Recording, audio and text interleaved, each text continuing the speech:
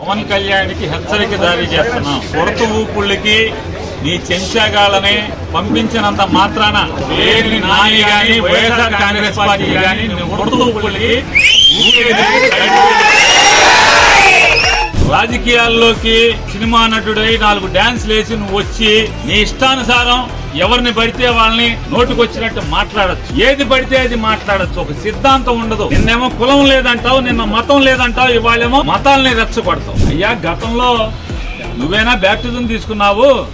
అంతకుముందు వేషాలేంటి, అంతకుముందు భాష ఏంటి, అంతకుముందు డ్రామాలేంటి? ఇవాళ సిగ్గుమాలిన తనం కాదా అని నేను ప్రశ్నిస్తే ఆర్గనైజ్ చేసుకుని సిగ్గు లేకుండా ఒక 50 మందిని పోగేసి తాగిచ్చి మా సంఘం మొదట్లోకి వచ్చి 4 కేకలేస్తే దడుస్తారా అంట?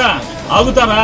గుడివాడ వెళ్తే కారు మీద వాళ్ళు అయితే నువ్వు వాళ్ళు డౌన్ నాని అంటే ఈ మా వాళ్ళందరూ కూడా 400-500 మంది, నీ దగ్గర 50 మంది ఉంటే వాళ్ళు 400-500 మంది చేరారు.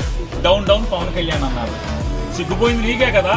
ఈ ఇంటికి మా ఇళ్ళ దూరం, మా ఇంటికి నీ ఇళ్ళ దూరం అని గుర్తుపెట్టుకో.